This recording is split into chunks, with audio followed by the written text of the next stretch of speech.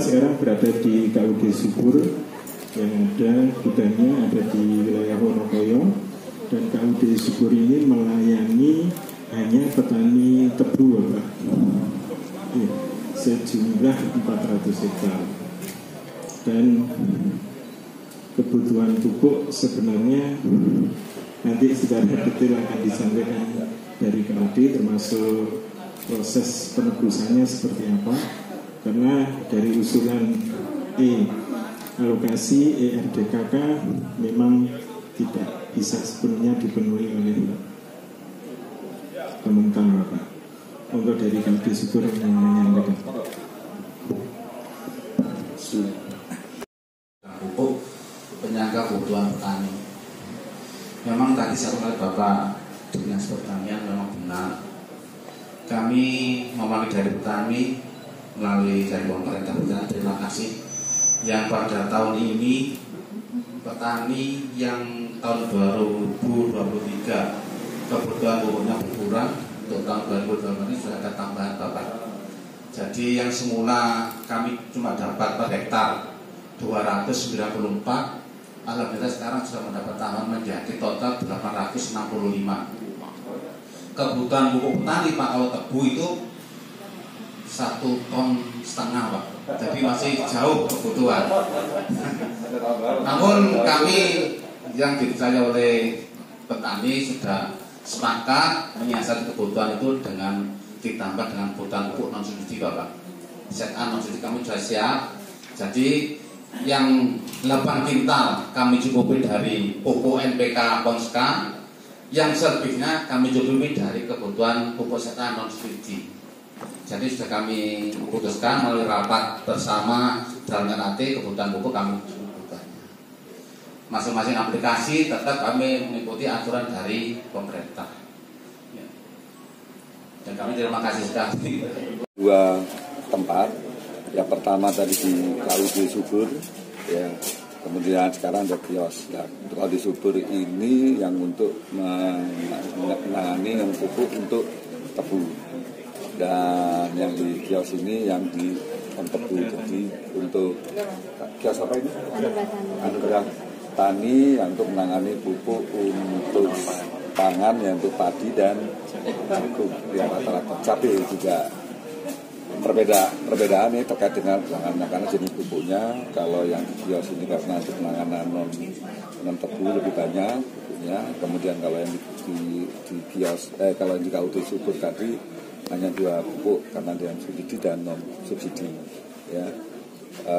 Alhamdulillah di tahun 2024 ini untuk penambahan pupuk sudah lebih banyak dibandingkan dengan tahun 2023. Tapi kalau menurut dari kelompok tani dan petani masih rasakan kurang, tapi sudah alhamdulillah karena ada saja sudah alhamdulillah kan gitu.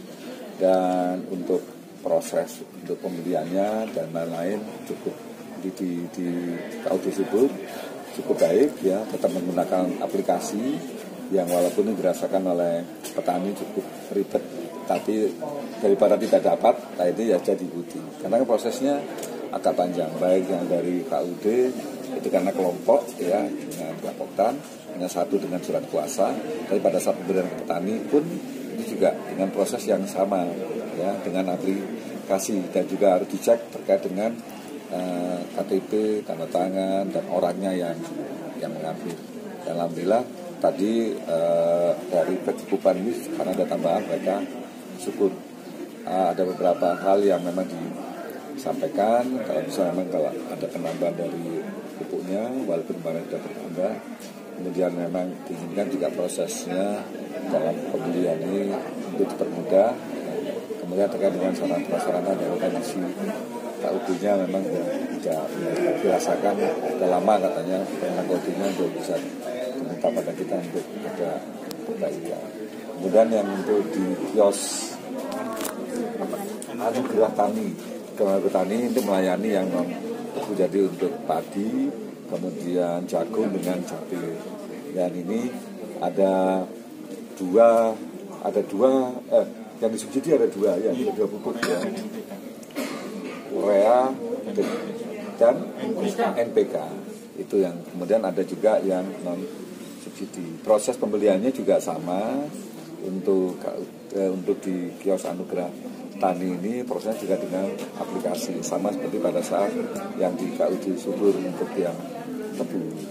Dan mereka alhamdulillah ini semua mudah untuk mendapatkannya karena tersedia. Kemudian juga dari distributor pun juga menyerahkan, memberikannya juga sesuai dengan yang sudah ditetapkan ya. Kemudian keluhannya juga sama kalau saya tanya kepada petani itu ya, terkait dengan proses pembelian ya, sendiri kan menggunakan aplikasi KTP suaranya sendiri, dicek semua. Ke petani juga sama, prosesnya juga harus betul karena harus ada pertanggungjawaban yang harus itu untuk kunjungan kedua tempat penjualan pupuk. Siapa yang mau terjun langsung seperti itu? Ya, Bu, dari 13 Kapoktan itu berapa kebutuhan pupuk untuk menyuplai itu, Pak? Setiap bulan Kalau tahun ini kebetulan ada penambahan di bulan kemarin. Jadi sekitar kalau urea ini di total dapat 179-an ton. Terus kemudian kalau untuk NPK ini sama dengan Ponska ya.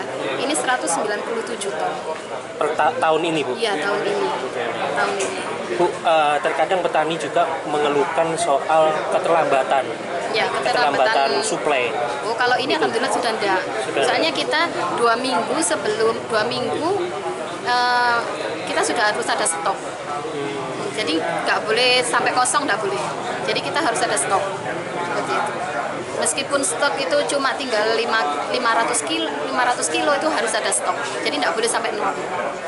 Terus yang tadi katanya keribetan petani soal pendaftaran itu bisa dijelaskan seperti apa itu? Oh iya, kalau mungkin yang ribet itu kena surat kuasa.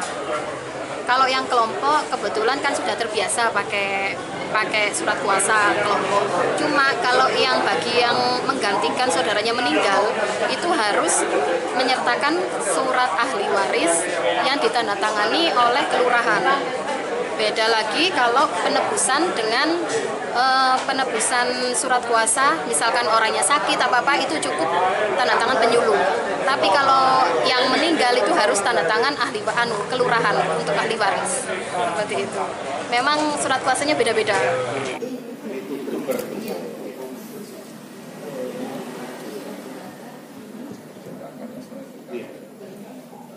Direkap dulu kita penyalurannya pakai transaksi kelompok.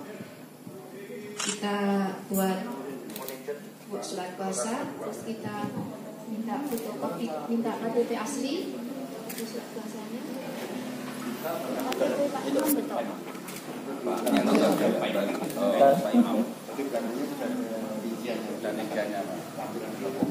Lampiran belakang sudah ada fotokopi untuk penerimanya nanti. Dengan RDKK-nya seperti itu. Iya. Setelah itu prosesnya penyerahan. Setelah foto KTP baru orangnya difoto. Iya, dia pegang orangnya difoto, di dasar KTP difoto untuk penyalurannya seperti itu. Maju Bu, lah biar kelihatan Bu, jangan jarak jauh Bu.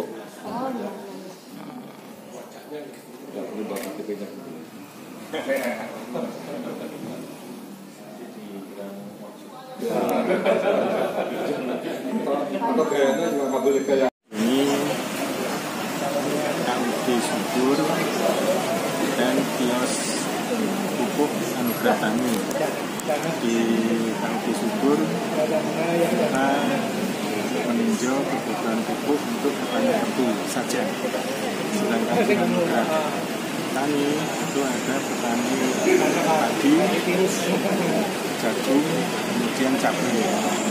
Tapi mayoritas adalah padi. Kemudian kebutuhan pupuk di Kota Malang sebenarnya secara usulan RDKK itu sekitar 1.000 ton lebih. Selama 1.000 ton per tahun. Untuk 2024 kita usulkan 1.000 ton yang bersubsidi. Dan alhamdulillah di pertengahan tahun dari usulan 500 ton dinaikkan menjadi 700 ton yang diperoleh dari usulan 1000 ton. Urea itu 584 ton, sedangkan NPK 1117 ton. Yang NPK bisa dinaikkan menjadi 730 ton, sedangkan urea menjadi 526 ton, sedangkan NPK menjadi 701 ton. Kan semua disalurkan ini. Urea meningkat menjadi 526 ton, NPK menjadi 701 ton. Dari Pupuk Indonesia tadi juga hadir, kemudian distributor ada 2 tadi juga hadir. Alurnya dari produsen, dari pabrik melalui Pupuk Indonesia, kemudian Pupuk Indonesia menugaskan distributor yang membagi ke pengecer, baik itu KUD, UD maupun kios tani, kios pupuk. Untuk bukti penebusan pupuk agar bisa diupdate secara cepat baik di tingkat nasional dan pusat, sehingga perlu ada aplikasi tersebut. Biasanya ribetnya itu kalau pas gangguan sinyal ini saja. Sebenarnya tadi contohnya di subur tadi cepat lancar. Begitu difoto yang bersangkutan, difoto KTP-nya dan disesuaikan RDKK-nya, langsung bisa terupload dan langsung bisa. Berarti butuh penguatan wifi-nya atau apanya? Iya, kadang kan sinyal itu lemah, kadang kuat, tapi relatif. Tadi juga disampaikan dari Pupuk Indonesia bahwa untuk meningkatkan kekuatan bandwidth dari sinyal aplikasi itu, Kementerian Pertanian juga meningkatkan kapasitas bandwidth-nya. Fungsinya itu biar pengawasan ya? Betul. Kontrol pusat, pengawasan pusat, supaya pupuk itu betul-betul diterima orang yang masuk di RDKK. Sesuai sasaran ya? Betul, sesuai sasaran. Tani itu 2.500. Yang terdaftar kartu tani itu? Iya, bukan kartu tani, RDKK. Se-Kota Malang? Se-Kota Malang. Di rinciannya 2.562 petani. Tersebar di 4 kecamatan. Nihil Kecamatan Projen, ini Blimbing 121, Bedung Kandang 1817, Lowaru 362, Sukun 262. Di Kota Malang kebetulan tetap alhamdulillah Kota Malang ada 6 kios pupuk, mulai dari UD Lugini Jaya Blimbing, UD Sekar Wunung, Toko Anugerah Tani yang tadi kita lihat, Toko Pupuk Rezeki, Pertanian Tani Mukti, dan KUD Subur. Itu yang untuk pupuk urea dan NPK. Sedangkan untuk pestisida dan benih itu ada 5 toko Tani Sejati, Sri Tani, Tani Sejati Jaya, Aneka Tani, dan Toko Dewi.